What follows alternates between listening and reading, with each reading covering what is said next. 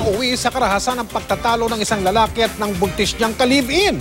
Babala mga kapuso, maselan po mapapanood din yung video, nakatutok si Michael Fahatin, eksklusibo.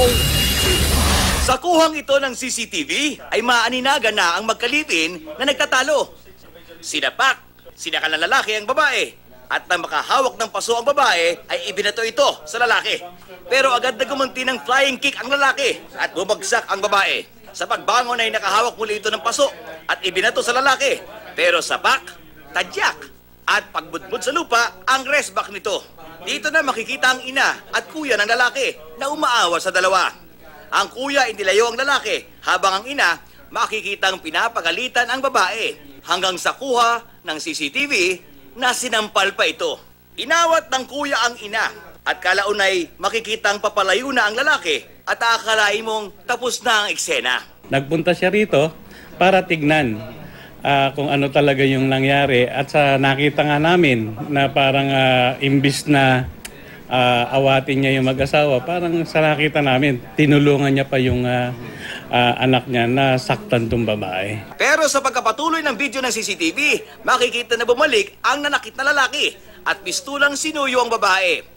Inakbayan niya ito, ngunit nagbibibiglas ang babae at bumigwas ng sampal sa lalaki. Ginantihan din niya ito. Nang aming puntahan ang biktima, nalaman naming nagpapatuloy pa ang kanilang relasyon at napatawad na raw niya ang lalaki. Anong sinabi mo ba na parang hindi niya naulitin o ano man, mga ganun? Sinabi niya gano'n. Na ano? Hindi na ulitin. Hindi naulitin. Naniwala ka na? Naulit pa ba ulit nila? Hindi naman. Hindi naman, oo. Mahal mo ba siya? Siyempre. Mahal ka siya, sabi niya. Anong sabi niya? Anong sabi niya sa'yo? Mahal daw niya ako. Ang nanay ng biktima naman, ngayon lang pala nalaman na sinaktan ng kanyang anak at inilihim daw ito sa kanya. Kung tutuusin po talaga, kung makikita ko lang nasasaktan talaga ng sa harap-harapan niya, hindi ko po pwedeng pabayaan po yan.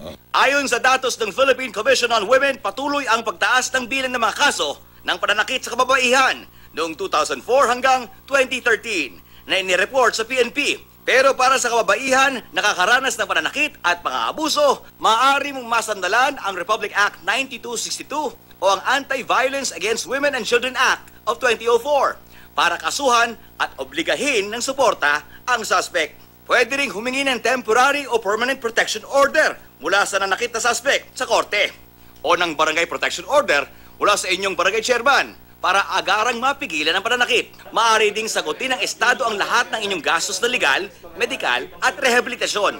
Kahit na ayaw magreklamo ng magulang at ng biktimang binugbog, may karapatan pa rin siguro ang barangay dahil ito'y nasa batas. Michael Bahati, nakatutok, 24 oras.